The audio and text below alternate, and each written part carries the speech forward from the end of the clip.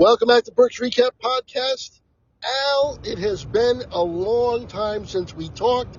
It's time to get into the NFL. All those June 1st moves that we were anticipating happened, and one big one that we weren't anticipating also happened. But first of all, how you doing? Good, man. Good. Great to be back with you. I guess the last time was our post-draft pod, and few very interesting things have gone down since then. Plenty to talk about, and always good to be back with you, man.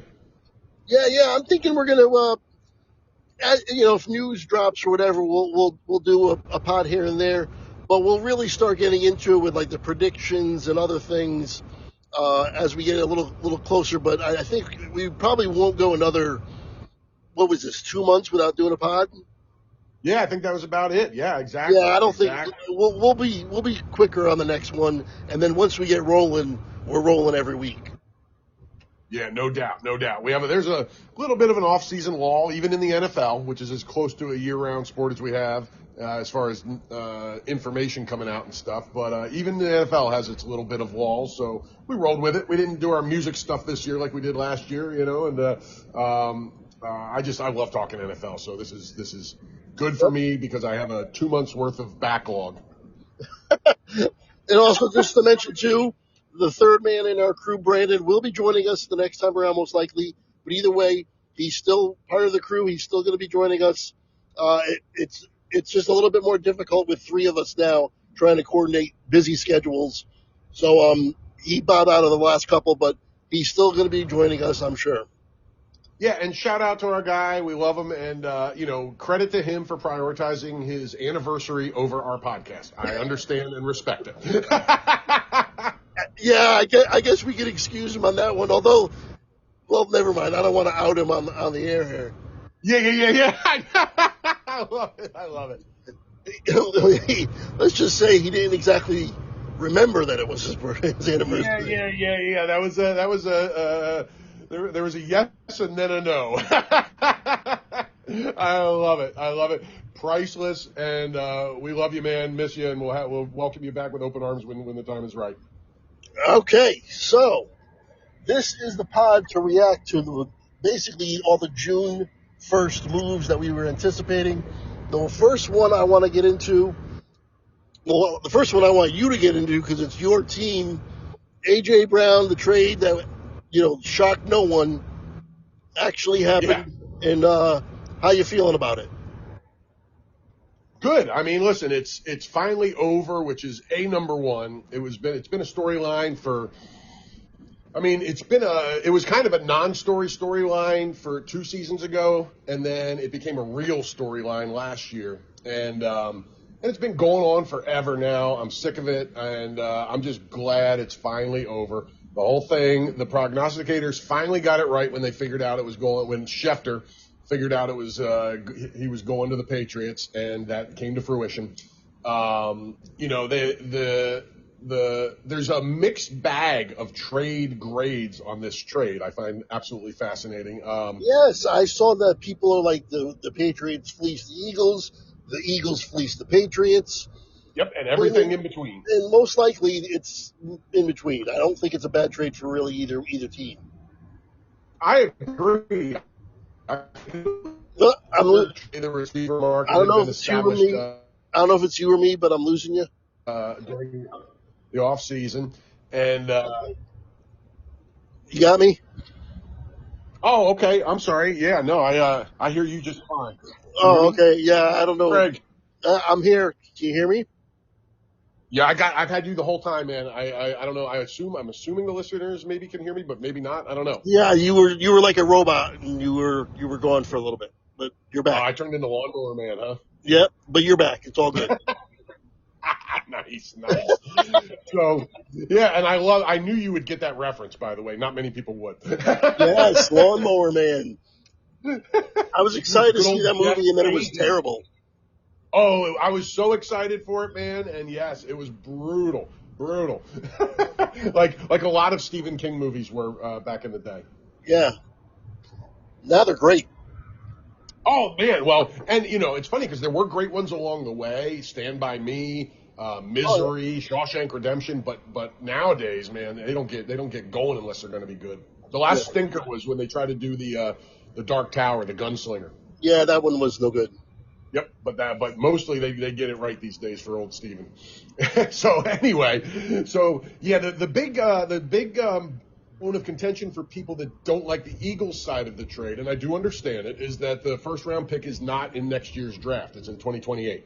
And everybody's, like we hear once every 3 or 4 years, this is supposed to be the greatest draft of all time next year, and it's probably going to be good. But listen, are the Eagles in the market for a quarterback? No. So they're not going into this trying to get one of these 5 quarterbacks that are going in the first round or whatever it's going to be. So I'm kind of, it doesn't bother me as much as it bothered the people that downgraded their trade for that. Right, and probably the other side of it too is with A.J. Brown and assuming that, the quarterback in New England, what's his face? Drake May, thank you. Continues to improve, that the pick even in 2028 is probably going to be pretty high. Yeah, and it's going to be either way, I think. You know what I mean? So yeah, it's like, you're trading with a team that if you get a better than 24, 25, you're probably surprising people. You know what I mean? Right, and the Eagles are probably going to be so you're going to have 2 picks in the mid-20s probably, or yeah, absolutely. Maybe it could be anywhere from 20 to 32 would not surprise me with either team. You know what I mean? Right. And who knows? Because there's a lot of Patriot detractors because of their schedule last year. Maybe they fall off a cliff. I don't see it. I think they're too good. So I don't. Listen, real quick, let's get into that a little bit because their schedule's a lot different, a lot harder, and there could be a little bit of a regression here. I think that is going to happen because they're not going to win. Would they win 14 games last year? Yeah, man. I'm double checking that right now, but I'm almost positive that's the number. I'm thinking it's going to be more like 11. We're on the same page, and I'll be picking Buffalo to win that division, not New England, and New England to drop down to a wild card. Yeah, but still a good team. Absolutely, and I'm not like, hey, they stink at all, or they're just mediocre. I think they're a good team on the rise. They have a chance to surprise both of us and still, win 12, 13 games. I wouldn't be stunned, No, not at all. Yeah, coming more growth with Drake. 14's a little lofty for me. I agree, especially 2 years in a row with an entirely different schedule. But I will say this: they gave Drake May a great weapon with A.J. Brown. Yep. They signed the guy from the Packers in the offseason, who I'm blanking on right now. Romeo Doubs. Yeah, Romeo Doubs, who's a very good number 2. And they have a couple of Boutte and another guy left on that from they're now really solid, like 1 through 4 on the Patriots. Well, Hunter Henry's a pretty good tight end too. Yeah, he's very solid. He's been around forever and he's always solid. So yeah, their offense is, and they drafted a first round offensive lineman to solve some of their playoff woes, hopefully for them. We were talking about it last year that Drake May, we had to give him credit because he was throwing to nobodies. Exactly. And now he's got some weapons. It's a huge difference. So I can't wait to see, because he was great with very mediocre weapons, and now he has A or A plus weaponry. So it's going to be fascinating to watch that team. Who's our recap guy? That's the Patriot fan. Is it Bob? Yes, Bob. Yeah. Well, shout out to Bob, and we do not think they're going to fall off a cliff, my man. No, we don't. Okay, so now let's talk about you go into your side of it, the Eagle side, a little more if you need to. Yeah, thank you. So here's the compensation is we talked about, and I am fine with. It pretty much hit the market, it seemed to me, right on the head. I don't think the Patriots fleeced the Eagles. I don't think the Eagles fleeced the Patriots. I think it's about as fair as a trade ever gets. So I'm fine with the compensation. I have a very interesting case to make that the Eagles receiving core is actually has a chance. Now, there's a lot that has to happen for this to be the case, but it has a legitimate chance to be better this year without A.J. Brown than it was the last couple of years, even with him, because instead of having two great receivers and nothing, two great receivers, a very good injury-prone tight end in Dallas Goedert, and nothing behind them, they now have the deepest receiving core I've ever seen in Philly. Now, that does not mean it's going to pan out to be better than having a 1 and 1A with A.J. and Devontae Smith. But there's a real chance. Mekhi Lemon, who they drafted in the first round and famously traded with the Cowboys, which is so much fun when that happens. I mean, the last time that happened was Devontae Smith. And what's his face? Help me out. The defensive end they traded to the Packers. Parsons? Micah Parsons. Yes. The last time the Eagles and Cowboys made a draft day trade was a swap that allowed the Eagles moved up and took Smith over Parsons, and that worked out kind of for both of them in the long run. And this one I think probably will too. But Mekhi Lemon was my favorite receiver in the draft, and they got him at 20 or whatever it was. It still blows me away, so I love that. And then they have Dontavian Wicks, Hollywood Brown, and Elijah Moore, and last year's fifth-rounder Darius Cooper, who showed a little something, rounding out the depth chart. Yeah, a lot of those guys, as long as they just need health. They can stay healthy. Yeah, Hollywood is super injury-prone. Yeah, I mean, and the thing is about him, too, he doesn't miss a week or two. When he's out for like a month and a half. Oh, yeah. No, he's going to – the over-under for Hollywood is 9 games, I think. And that's about right. Yeah. So yeah, listen. It's all about whether Mekhi Lemon is going to be a future number 1 receiver in this league, and I think he is. So we'll see. We'll find out. But on the surface, I love it. Plus, if I could find his name, as I'm desperately trying to find, they drafted a tight end in the second round. Yeah, they did. I'll have it in a sec here. Eli Stowers, or Stowers. Yes. Who is a absolute freak of nature, the second fastest tight end at the combine, huge, doesn't block much, but what tight end does anymore? And it's going to be him and Goddard. You have 2 potential really good tight ends. You have a 5-deep receiving core for the first time I ever remember, of 5 guys who can legitimately take NFL snaps if healthy. So I don't know if it's going to be better right away because AJ's awesome and they're losing a lot getting rid of him. But I think there's a real chance by the end of the season this receiving core is as good or better overall because of the additions of tight end. I can see that too by the end. It might not be that at the very beginning, but by the end, sure. Yep. Agree. Yeah, 100% agree. Okay. So that's that. The trade that shocked no one. And let's move on to the trade that shocked everyone. Yeah. Oh boy, me included. Holy crap. So, how do they do this? How do the Rams do this? Because both times they were really gunning for the Super Bowl, they just stacked up guys that they shouldn't be able to. They shouldn't be able to put these people under the cap, and somehow they do. That's because the cap is a myth, and if you want to get something done in this league, you can. You just have to be slick about it. And they don't care about giving up first-round draft picks. Most teams cherish their first-round draft picks like they're their firstborn children. And the Rams see a great player like Myles Garrett, and they say, we'll fling picks at you all day long. And what I don't understand they've come out publicly and said, we don't care about picks. Yeah, and good for them. I mean, they've won a Super Bowl that way. They are the current odds-on favorite to win the Super Bowl in Vegas right now because of this trade. They were close anyway before the trade, and now they are the hands-down favorite to win the Super Bowl right now in Vegas. It blows me away that nobody else came even with a little more, because Myles Garrett is a once-in-a-lifetime player. By the way, I don't think we actually said the trade. Myles Garrett to the Rams for yes, and then for a bunch of stuff. What was it exactly?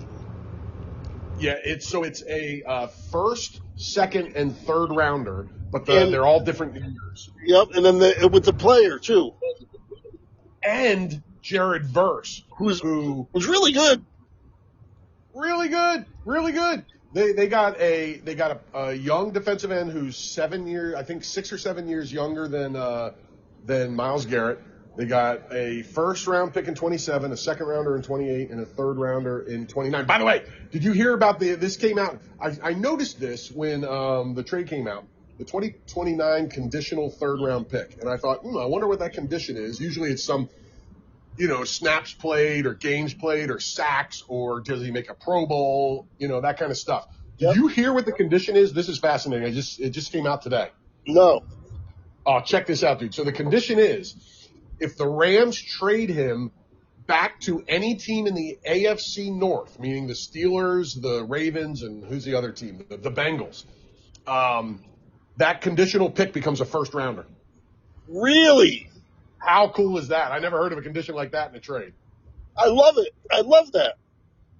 I do too. I thought that was awesome. And you're going to hear more stuff like that after that coming out, I think, too, because I thought that was pretty slick. That's fantastic.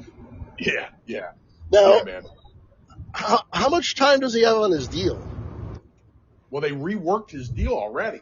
Right. Well, yeah, to fit him under the cap. Yeah. Let me see. It can't be much more than 3 or 4 years, right? I mean, yeah, and no contract in the NFL is ever more than that unless you're Deshaun Watson. Okay, 5 years, $204 million. Oh, okay. 5 years. But there's always a point with these contracts where the guaranteed money is up and it's not really a contract anymore. You know what I mean?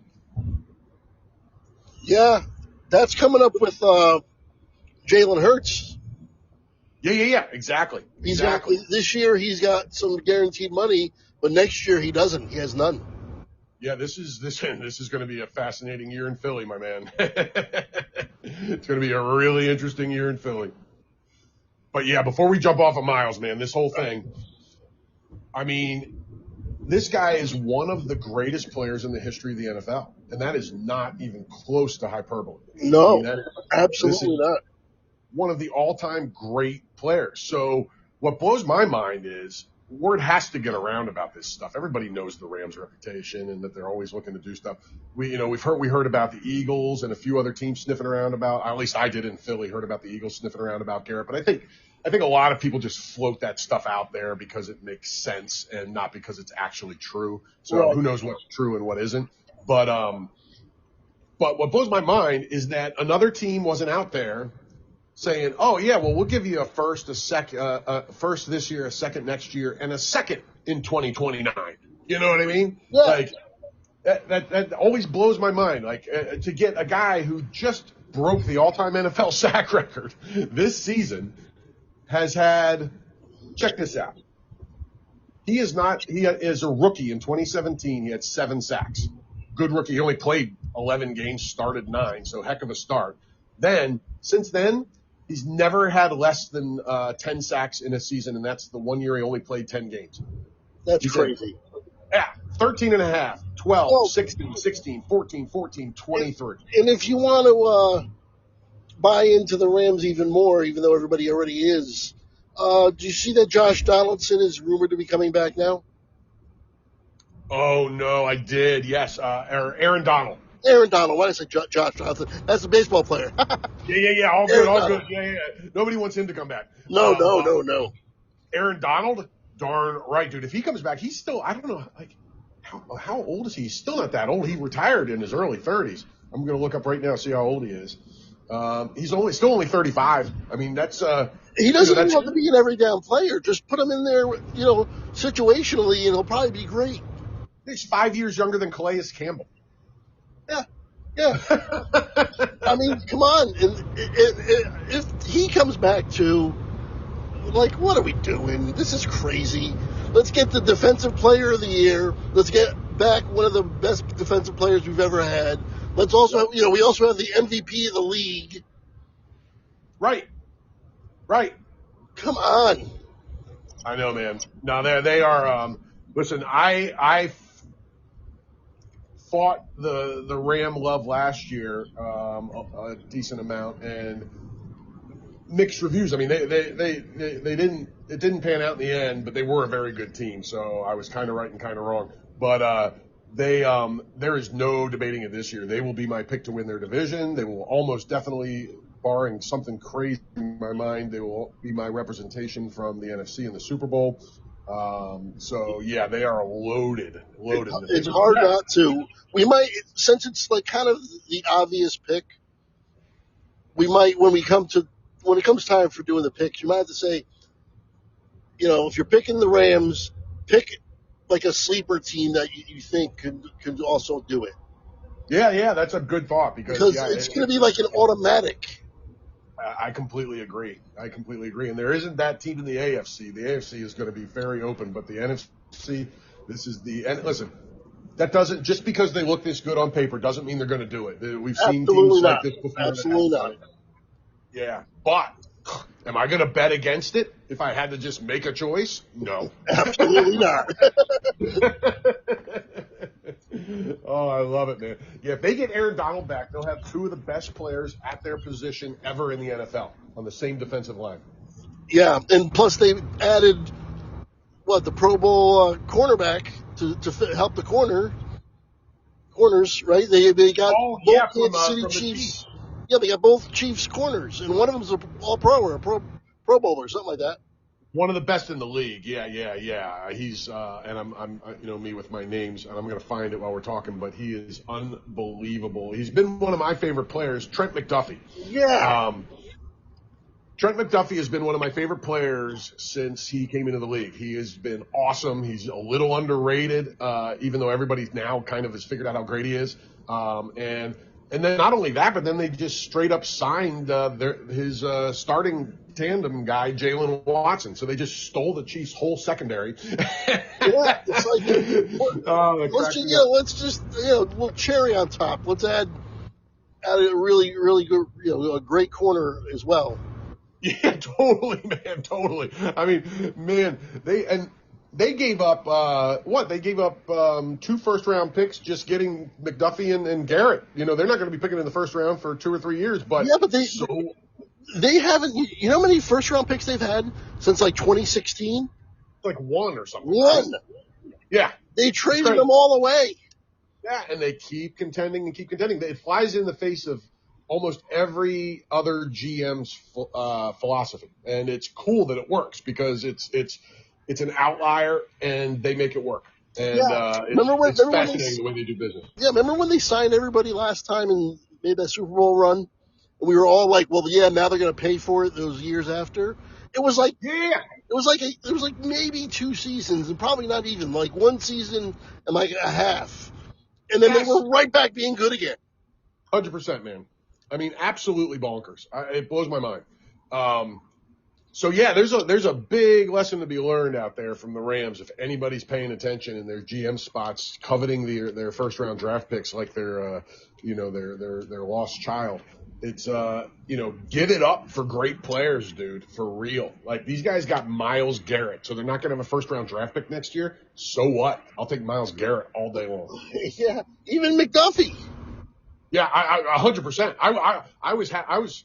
If I was a Rams fan, I would have been doing a dance of happiness, of joy over McDuffie, let alone getting one of the greatest players in the history of the NFL.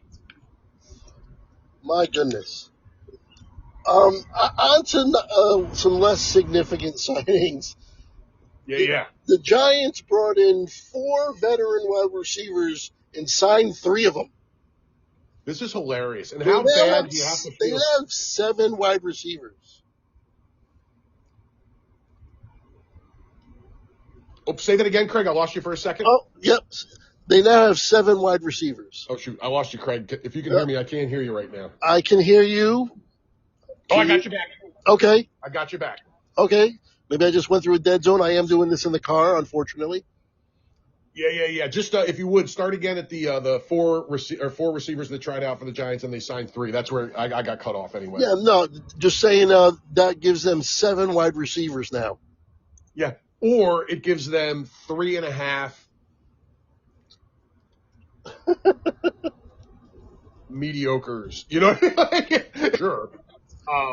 It's crazy, dude. And so yeah, let's tell them who. So and by the way, how bad do you have to feel if you're Anthony Miller, who was the fourth receiver of the four that tried out? He's the only one that didn't get signed. How crappy does he have to feel to have lost out to three guys who are all old and not great anymore? He even lost out to Braxton Berrios, for crying out loud, plus Odell Beckham Jr. and Juju Smith-Schuster. If you had this receiving core in 2017, you're loving life. In 2026, not so much. Well, the thing is, the Berrios one makes the most sense because that kid who, I think he's a white kid who was their kick returner. Yeah. And he's out for the year because he blew his, yeah. And Berrios can return kicks. That's a fair point. That at least makes some sense. Absolutely. But Odell does not, other than just the nostalgia. Yeah, it's big time nostalgia. And Juju makes no sense. Yeah, I mean, Juju I think, might run a 5.2 340 at this point in his career.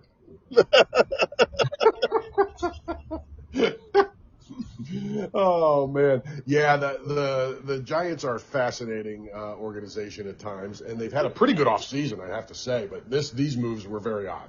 Well, the thing is, they got scared by neighbors. Yeah, which is understandable that their top, one of their best players on their roster is limping around at charity events right now and looking not even close to getting on the field. Right. So he's going to start on the pup, like almost guaranteed. Yeah, that looks like a done deal. It really does right now. Yeah. So, but they're grasping at straws. This is not the way to go about it. I mean, I guess there really isn't many options. You can't. What are you supposed to do? There's not much left now. But although I'll tell you what, if they're really serious about winning this year, I mean, Deebo Samuel is better than all of these guys. I'm not a huge Deebo fan at this point in his career, but he's still way better than any one of those guys. Isn't Brandon Ayuk still out there? Yes, and he just got arrested for speeding, so he is improving his market daily. Right. Ayuk seems determined to weird guy his way out of the league, but he is still a good receiver who's out there. Yes. I mean, I don't know. These signings all happened before he got arrested, so they still could have brought him in. I'm with you. And listen, unless there's more to it than it sounds like, it's just a speeding thing. So I would take a shot on him over all of those guys easily. So, yeah, I don't understand. Who do they have? They have Mooney, right? They have Darnell Mooney. The Giants? Yeah. Oh, let me look it up. I forgot they had Mooney. That's right. And they have their regular guys who stink, like Slayton. Yeah. The guys that they never give up on, yeah. Slayton. Who else? Okay, you know what? And they did sign they signed two interesting guys this offseason. Mooney and Calvin Austin. Okay. Who's shown some promise in Pittsburgh. And the tight end, don't forget. I don't listen. Is he a world beater? No, but is he better than everybody? And the tight end. Yeah, sure. Isaiah Likely, who's Isaiah Likely. I love that. So I don't like it for them because they're the ones who signed him, but I like the player a lot. He's one of those guys that's been tantalizing everybody for 3-4 years now, and I can't wait to see now that he's the guy and there's no Mark Andrews taking the starting reps. I'm very curious to see and he's got his coach. Yeah, absolutely, and that tells you know what I mean. I mean, if the coach wants him. Yeah, he saw what we all saw. Exactly. So now, the other thing about Likely, though, is that's not as bad as I thought. Never mind. I'm going to take it back before I even say it. I was going to say he's a little injury prone, but no, I take it back. He's the least amount of games he's ever played is 14. Oh, so that's not. That's fine. It's hardly Hollywood Brown.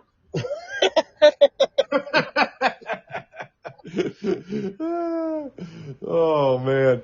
The Giants are fascinating this year, man. They really are. We'll definitely be getting into that. We'll dig in hard with that when we have Brandon back for a pod in the future. Because I can't wait to get his thoughts on a lot of the moves. On the Giants, to be honest. But in terms of like their draft as well, because he wasn't there for the draft pod. So we needed basically Brandon. You got to give him like 10 to 15 minutes to just talk about the Giants all season. I'm with you 100%, and I can't wait to hear what he thinks about it all because there's a lot of really interesting stuff happen, some polarizing things, some just straight up good things, some straight up weird things. I can't wait to hear him talk about they drafted an offensive lineman who's injury prone to go with their offensive linemen who are injury prone. Yep. But then they also got a guy fall to them at number 5 that nobody expected to, and in Arvell Reese. So there's some fascinating things out there, man. I can't wait to pick his brain about it. Absolutely, I totally agree. And the fact too, I wanted to mention this is a nothing burger, but it became a story about the whole Jackson Dart introducing the president. Oh yes, yeah, for sure. That was so stupid. Now, first of all, the political beliefs aside, why would you put yourself in that situation regardless? You know, even if you're the biggest supporter of the president in the world. I think you cut out, Craig. Can you hear me okay? I can hear you.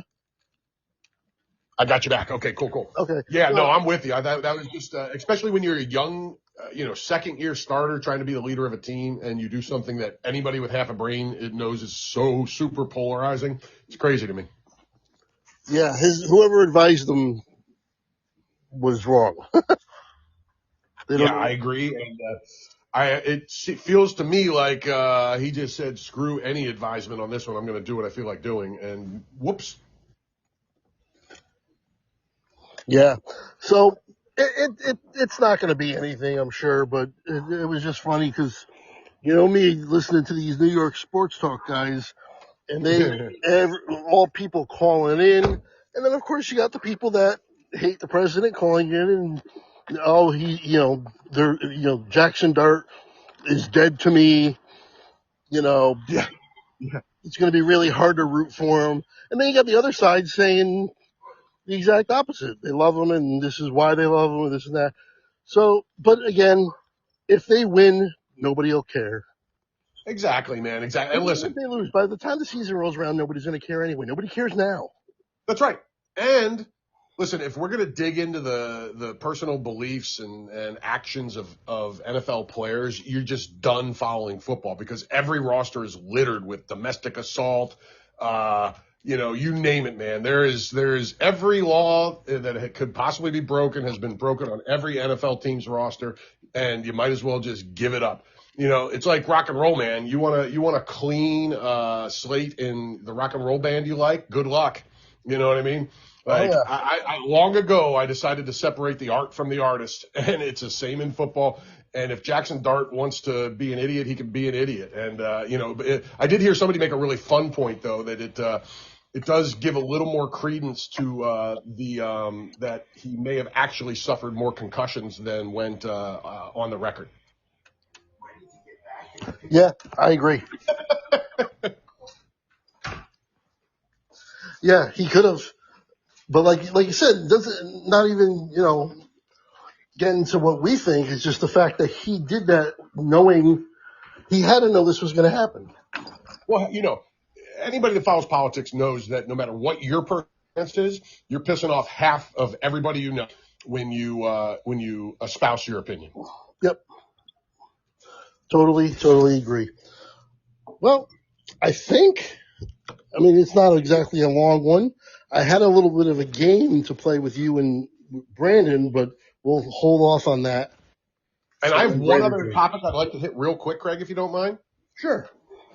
Okay, this is my last thing, and then wherever you want to go from there, we can stop or hit anything else. Can we talk about what to me is one of the craziest deals I've ever heard of in NFL history with Christian Watson getting $110.5 million for 4 years after he's ever made in a season, I think, is in the 30s. Yeah, I don't get it. That's one of those potential deals, I guess. Like, we see the potential in him, but without actually seeing it on the field yet, you're going to give him that kind of money? I couldn't believe it. I really couldn't. Like, listen, I'm a Christian Watson fan. Like, I see what they see, but he's in the league now for 4 years and hasn't done any. Like, listen, he's a danger on the field. He's got a 17 yards per catch in his career, outstanding. But this guy just made $110 million on the best season he's ever had, Craig. As Yeah, far as catches, is 41 in his rookie season. that's crazy. 41. And he's played less than 10 games twice in 4 seasons and only 11 and 15 in the other 2. And where'd he go? Refresh my memory. He went to a small school. Let me No, see no, if I can no. find it. Where'd he go in the NFL? I forgot who he signed with. Oh, the Packers. He He extended with the them? Packers. I thought he went somewhere. Who am I thinking? Oh, you know what I'm thinking of? Christian Kirk. Oh, Kirk, yeah, who to, what was it? San Diego, maybe? Christian, I'll find it real quick. But yeah. No, I'm with you. No, this was just an extension. The Packers didn't even have to do this. You know what I mean? Like, that's why it surprised me so much. It's like, in the NFL, you hear about like Jalen Hurts being in a prove it year. The dude's gone to 2 Super Bowls and won 1, and he still has to prove it in a contract year. That's easy. And Christian Watson hasn't done crap, and he gets a 4-year, $100 million extension that makes him one of the top 6 paid receivers in the NFL. It blows my mind, Craig. I can't believe it. Yeah, can't believe it.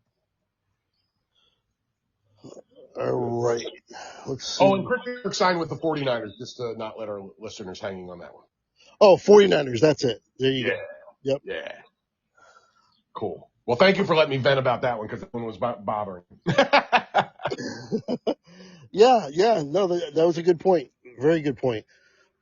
But yeah, that's all I have on the slate for today. Like I said, though, I think we're going to be a little bit more. We're not going to go another 2 months. We'll be a little bit more active in getting even just small ones, short ones like this, and then we'll really get ramped up and going once the summer moves on. Yeah, man. I'm in for whatever. So you let me know, and I will be there. I love it. Yep. Even if we just have one with Brandon coming back and just telling us all about his Giants thoughts, that could be a whole. Yeah, legit. We could probably do a half hour about Giants with Brandon. Exactly. So everybody, stay tuned. Stay safe. Al, as always, thank you. Oh, real quick, a little bit of inside baseball here, but I will be getting to your 3-song requests. They're next. Oh, my man. Awesome, dude. And listen, it took me forever to decide on 3 because I was going down this weird rabbit hole of music that wasn't anything that I would give to you. And I was completely distracted. So I finally fine-tuned and fit 3 good ones over the course of the last month. So thank you for being patient with me, and I'm ready whenever you are. That's awesome. Perfect. I ran into 2 in a row that both got blocked. Oh, that stinks. Yeah. Yep. So, but anyway, by the way, you ever hear of my choices are so unpopular, you never have to worry about mine getting blocked. Well, this person got blocked. You ever hear of Samantha Fish? What's the last name? Fish. I have, but I don't know her well, but I've heard the name. She's the one who got blocked. Oh, that's surprising. Yeah. You never know with that stuff, man. I don't understand it. And I even took it a step further and took out, because I did the official music video. Mm-hmm. So I took that away and just played the audio underneath and just put a still photo up, and it still got blocked. That's so weird, man. So weird. So anyway, YouTube is crazy sometimes. It's getting harder, but I'm not stopping or anything, but it is getting a lot harder. They're being a lot more, well, it's not even really them. I think it's just the music industry, because they're not the ones who are blocking it. Yeah, it's certain labels and certain artists. Like I know, for instance, King Crimson is notorious for blocking reactions. We're really lucky we got that one through that I gave to you back in the day. Yeah. The Eagles too. The Eagles apparently don't let anybody do anything with their music. Oh, see, I didn't know that because I would never pick the Eagles. But even though I respect them, they're not my band. But that It's fascinating, like, because the Eagles, I mean, one of the biggest bands in the history of the planet. And so I guess I can kind of understand it because they're a giant corporation unto themselves, you know, but you can react to Pink Floyd all day long, and Pink Floyd's one of the few bands that's bigger than them. Yeah, yep, agreed. Even the Beatles are okay with it. Yeah, right. Yeah, You yeah. can't go, the Beatles and a lot of other bands, you can't go on their official pages. Like it'll say who published it, and if it's like the Beatles published it, or the Who published it, Pink Floyd, you can't do that. But you find somebody else who uploaded it, some random rando who has the same exact song uploaded, and it'll go through. It's a fascinating set of hoops you have to jump through to do what you do. So thank you as always, man. I always say you're the best in the biz because I love your approach. You'll do anything as opposed to just picking the clickbait songs. And I think everybody that comes to you for reactions loves you for it. Yeah, I just published a Foghat one, and I gotta I tell saw you, that. I like Foghat, man. That one I'm going to check out tonight because I saw it yesterday. I didn't have time to listen to it, and I'm checking it out. Sure, I love Foghat. I tell you, they are climbing up my rankings. I really like them. Dude, they're great, and plus they have some of the best mustaches in the history of rock and roll. Is Rod Price one of the mustaches? I think he is. Oh, is that one of the names? I don't know their names. Rod Price is the guitar player. Rod Price. This guy, he's definitely one of the mustaches. Yeah, dude. Wait, let me just find it to confirm. Oh, dude, he is the mustache that I was picturing in my head when I brought it up. Yeah, dude. Yep. Him and from Hall and Oates could have a mustache duel to the death. Yep. Throw Tom Selleck in there too. Oh yeah, and Sam Elliott, and then we have a full-on battle royale of all-time mustaches. Well, all right, man. As always, this is fun. We'll be, maybe I'll do some updates like on other videos about when to look out for the next pod. We'll get in touch with Brandon. We'll get him on board for the next one for sure. And if you're done, I'm all set too. All good, my man. Thanks as always. Okay, guys, make sure you check all that out. Until next time, I will see you later.